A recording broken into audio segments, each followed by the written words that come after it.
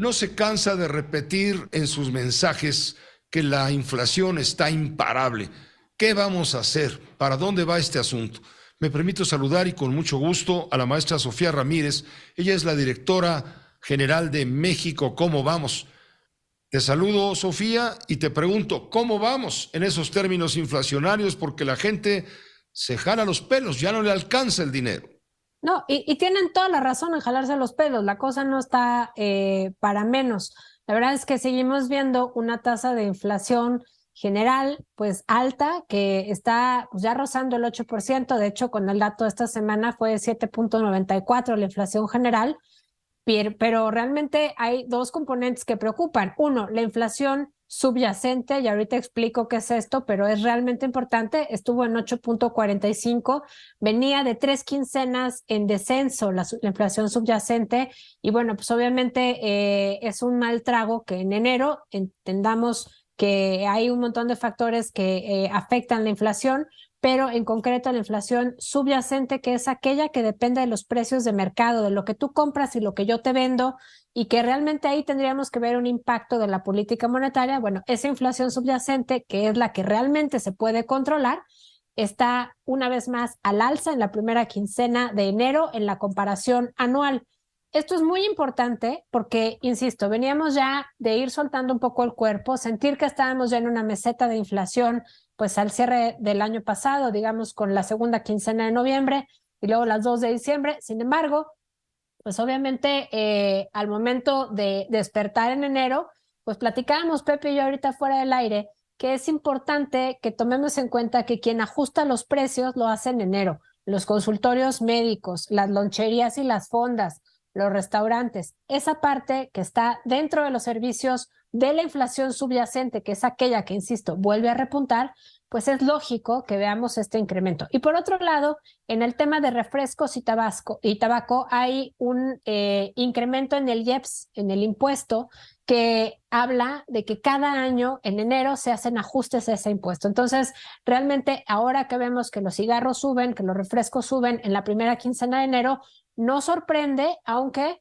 pues no deja de ser relevante, y aquí voy al segundo punto que es muy importante, pues que a pesar de que quien haya tenido la suerte de haber tenido un ajuste salarial ahora en enero, probablemente lo tuvo por debajo del 7%, 8%, aquellos que fueron muy afortunados y sus empleadores les mantuvieron la inflación de cierre del año pasado como referente, pero nadie tuvo una inflación en su ajuste salarial del monto en el cual se están incrementando los precios en los alimentos. En concreto, en general, el rubro de alimentos, el indicador de los alimentos, subió en casi 13%, 12.9% en la comparación anual en enero. Y bueno, pues esto es de lo cual tú te estás refiriendo, de todos los radioescuchas que hablan y dicen, oigan, ¿qué onda? La cuesta de enero está durísima, ya no alcanza. ¿Es cierto? Y el último dato que quisiera darte en esta vuelta, Pepe, es que ciertamente a mediados del año pasado y en la tercera, digamos, entre julio y septiembre del año pasado, vimos un incremento de 1.4 millones de personas en pobreza laboral. ¿Qué quiere decir eso? Que con el ingreso de su trabajo no alcanzaban a comprar suficiente comida para todos los integrantes de su hogar. En números redondos tenemos casi 52 millones de personas en esa situación en México. Es un número escandaloso, es 40% de la población, pero sobre todo lo más escandaloso es que en ese periodo el empleo seguía aumentando, con lo cual concluimos que hay personas que teniendo un empleo no les alcanzaba para seguir digamos, el paso al incremento en los precios generalizados, sobre todo en el rubro de alimentos, en detrimento de las economías familiares, y gente con empleo no estaba pudiendo comprar suficiente comida para todos los integrantes de su hogar por la razón que nos atiende en esta entrevista, que es justamente el incremento de precios. Sofía, ¿cómo se mira el panorama para el resto del año? Estamos apenas en enero, el día 28, y yo percibo que hay nubarrones en el horizonte. Va a caer la actividad productiva que cayó en noviembre pasado y está afectando las proyecciones hacia 2023. La gente dice, bueno, a mí no me cuenten, mejor díganme qué hago. Mira, sin duda, son dos temas que van muy de la mano, y te lo digo además con mucho ánimo de que la gente se interese en temas macroeconómicos, pero ciertamente si crece o no la actividad industrial, a la gente de a pie pues nos da lo mismo. Entonces, regresando un poco a tu pregunta, sí se ven nubarrones importantes, sobre todo en la ralentización del cierre de la economía el año pasado. Vas a decir, pero no me cuentes del año pasado, cuéntame para adelante. Pues sí, pero quien te diga que te puede predecir qué va a pasar este año, realmente está haciendo especulaciones. Entonces, en ese sentido es muy útil voltear a ver dónde cerramos el año pasado. Ciertamente, el mercado espera que el crecimiento de 2022 cierre en 3%. Es probable que sea ligeramente por debajo, digamos, dado que en noviembre y en diciembre estamos viendo una ralentización de la actividad económica, pero, y aquí este pero es importante, hay dos rubros. Uno, ¿te acuerdas que el saldo neto del empleo formal en diciembre pues fue pues un poco desalentador? Había cerca de 1 millón de empleos nuevos generados entre enero y octubre, y luego cerramos en diciembre en 750,000 empleos, es decir, entre octubre y diciembre se perdieron 250,000 empleos netos. Pues sí, es muy desalentador en general, pero hay dos rubros que creo que hay que destacar. Uno, acuérdense que en diciembre no es que se corra más gente de su empleo, es que simplemente se contrata menos. También por esta lógica psicológica que como economía tenemos, que se contratan en enero y se terminan los contratos temporales en diciembre.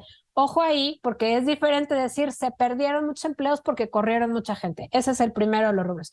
El segundo, pues obviamente la cuesta de enero se llama cuesta de enero porque es difícil, digamos, remontar después de que todo fue fiestas y abrazos y mucho festejo, después de 3 años de pandemia, prácticamente 2 años y medio de encierro. Pues es difícil, digamos, retomar en enero. Pero, qué nos enseñan los primeros datos que tenemos, digamos, de este principio de año? Pues ciertamente una inflación alta, pero por otro lado, una actividad económica en Estados Unidos mejor de lo esperado, con el dato preliminar del día de hoy de cómo cierra la economía norteamericana, sobre todo en el rubro de inventarios. ¿Qué quiere decir? Que la producción se está incrementando, que la economía tiene buenos visos de seguir creciendo, ha tenido un desempeño que más bien promete un aterrizaje suave. ¿Tú has escuchado esto de aterrizaje suave Sí. o de recesión? Bueno, pues el aterrizaje suave es más o menos lo que se sigue proyectando.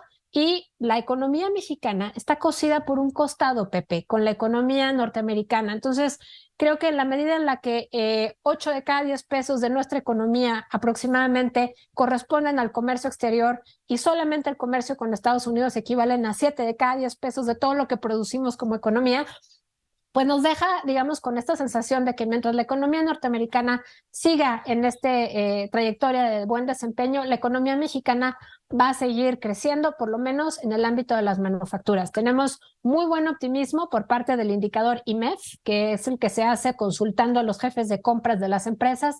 Pareciera que se espera un incremento en la manufactura. Con el reporte de Credit Suisse de hace unos días de cómo va el nearshoring, esta parte de atraer la inversión de Asia hacia América del Norte, en concreto hacia México, pues nos ha dejado con alrededor de 30,000 millones de dólares, sin contar los eventos extraordinarios del primer trimestre. Entonces, creo que hay suficientes motivos de preocupación en términos del encarecimiento de rubros como la tortilla en 16%, el trigo en 30%, el huevo en 26% y subiendo porque en Estados Unidos hay una pandemia de gripe aviar.